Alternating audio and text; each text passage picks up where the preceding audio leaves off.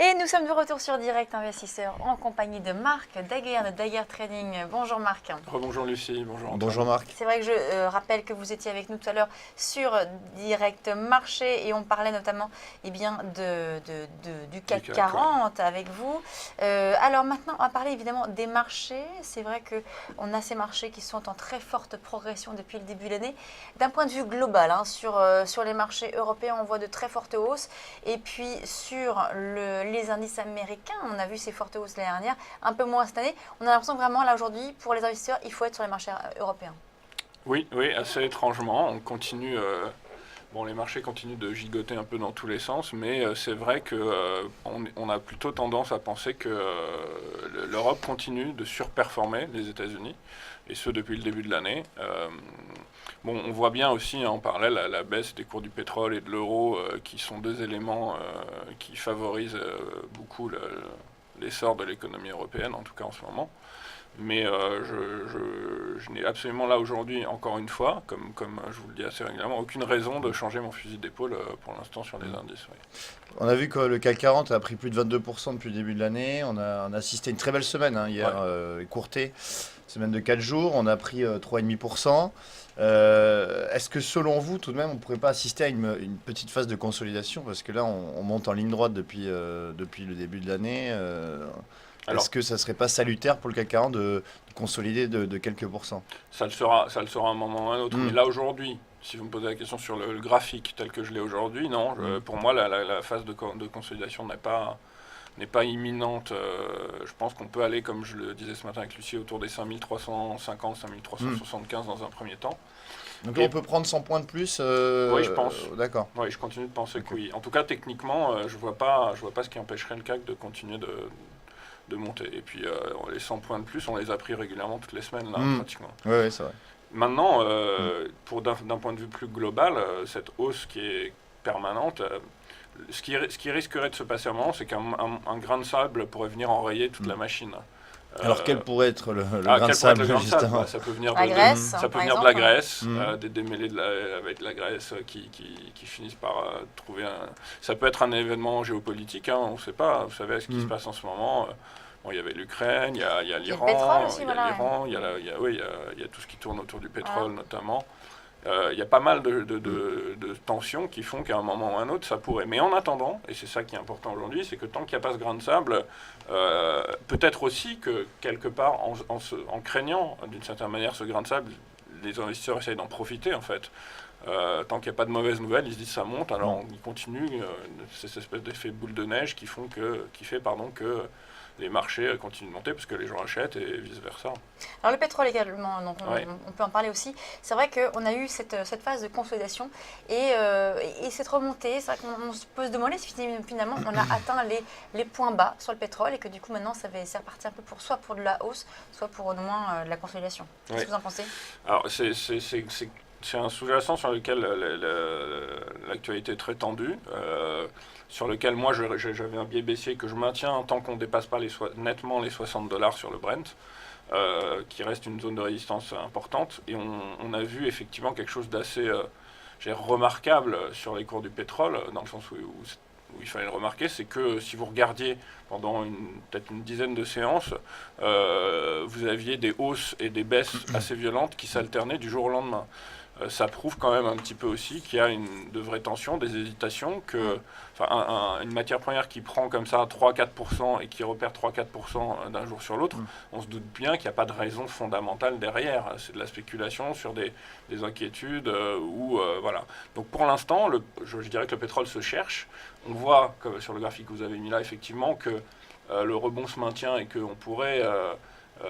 envisager une reprise haussière, en tout cas un rebond plus conséquent qui pourrait nous mener au-delà des $65.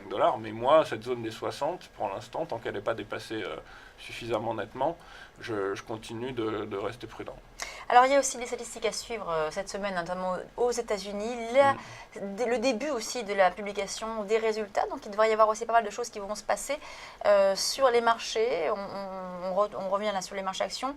Est-ce que du coup vous avez des valeurs qui vont plutôt avoir vos préférences cette semaine? Oui, alors, je vous ai sélectionné 3 valeurs qui ont pour moi un potentiel aussi assez intéressant. 2 d'entre elles sur lesquelles je suis déjà positionné, une autre sur laquelle je songe de me positionner prochainement. Donc en France, on s'est positionné fin mars sur Publicis. Alors si on regarde le graphique, voilà, donc je vais vous expliquer pourquoi. Plusieurs raisons. D'abord, on voit que Publicis est inscrit au sein d'un canal haussier ascendant depuis octobre 2008. Le décompte que je vous ai indiqué, qui permet d'envisager un décompte idiotiste en 5 temps, indiquerait que nous serions dans la vague 5. Mais également, ce qui est très intéressant, c'est que depuis qu'on a dépassé les 68-40, là, qui est notre niveau d'overlap, on a fait une petite phase de consolidation en 3 temps et que cette phase est terminée. C'est sur la fin de cette phase que nous sommes rentrés sur Publicis. Le turbo doit être autour des 40% aujourd'hui, le titre ayant pris pas loin de 4-5%. Et c'est un potentiel de hausse qui pour nous devrait mener le titre à 89 € alors qu'on est aujourd'hui autour des 75. Donc on poursuit donc du titre Publicis voilà. Selon vous et sur lequel vous êtes déjà positionné et donc avec un objectif de 89 €. Donc c'est quand même pas mal parce que là c'est vrai qu'on est sur les 74. Donc ouais. C'est un objectif à quel horizon? C'est un objectif, on va dire, à 3 mois, quelque chose comme ça. Moyen terme. Ouais, oui, moyen terme, ouais, tout à fait. Une valeur maintenant peut-être du côté bien des États-Unis? Oui, alors sur les États-Unis, une valeur sur laquelle on s'est également positionné un peu plus récemment, pour d'autres raisons, mais toujours graphiques, c'est Gilead, qui est en fait... Gilead, c'est une des majors du secteur qu'on appelle biotech. C'est certainement la plus grosse entreprise biotech d'ailleurs aujourd'hui. Alors, qu'est-ce qui nous a intéressé sur Gilead? À l'image de Publicis, on est également inscrit au sein d'un canal. Mais ce qui est intéressant là, c'est que on est venu taper un petit peu la borne basse du canal ces derniers temps et que voilà, exactement, et qu'en plus de ça, on a cette oblique de résistance en gris qui a été très récemment dépassée et qui pourrait offrir un potentiel de hausse assez intéressant avec 2 objectifs, un à moyen terme, un peu plus long terme, qui serait autour des 120 et des 157 $ sur la grande valeur du secteur biotech américain. Ouais. Ouais. C'est vrai que les biotech, il y a beaucoup d'introductions. Hein. C'est un secteur qui est en plein boom. Aux États-Unis notamment, c'est plusieurs milliards de dollars qui transitent. Beaucoup donc, de biotech qui s'introduisent en bourse, qui sont rachetés par des big pharma. C'est vraiment, on sent qu'il se passe vraiment beaucoup de choses. Même en France, hein, c'est vrai qu'il y a beaucoup de biotech aussi qui s'introduisent ou qui font des opérations. Aux États-Unis, c'est donc pour vous la valeur qui aurait le plus de potentiel du secteur? Alors, c'est une valeur. Alors, d'abord, ce que vous dites est très vrai. Il y a quelque chose d'assez révélateur en matière boursière, c'est que quand vous avez un secteur qui voit beaucoup d'introductions en bourse, c'est plutôt un signe positif pour le secteur en question. Maintenant, Gilead est une valeur qui doit représenter, si vous regardez l'indice sectoriel des biotech aux États-Unis, qui doit faire à elle toute seule. En fait, il y a 4 grandes majors avec Amgen, Biogen.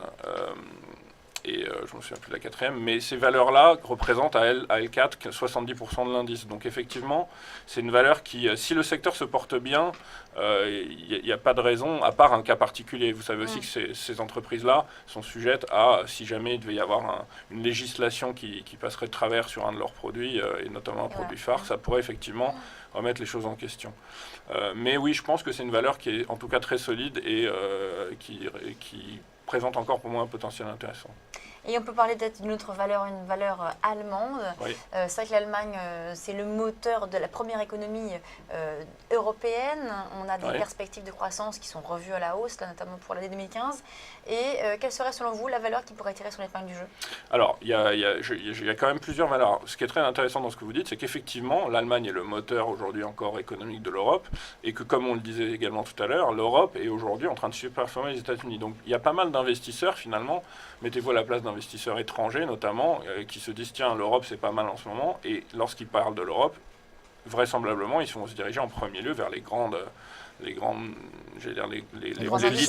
leaders donc forcément vers l'Allemagne, peut-être également de temps en temps sur la France, sur d'autres valeurs. Et j'ai sélectionné une valeur qui est pas forcément très connue, qui s'appelle K+S, qui est une valeur minière. Qui fait du potassium. Oui, voilà, tout à fait, donc Antoine la connaît. Oui, c'est une valeur qui fait du potassium et qui, ici, présente vraiment un potentiel très intéressant pour moi. D'abord, on voit qu'elle a qu'elle a fini par s'affranchir d'une oblique de résistance de long terme, là, que je vous ai tracé en bleu. Il y a un fort niveau d'overlap aussi sur les 26 €, et je pense qu'il manque au moins une ou deux vagues de hausse au sein du rebond actuel. Donc un objectif qui serait autour des 40, un premier objectif de court moyen terme qui serait autour des 40 €. Donc ça fait à peu près encore 7 € à prendre, 7-8 € à prendre sur le titre.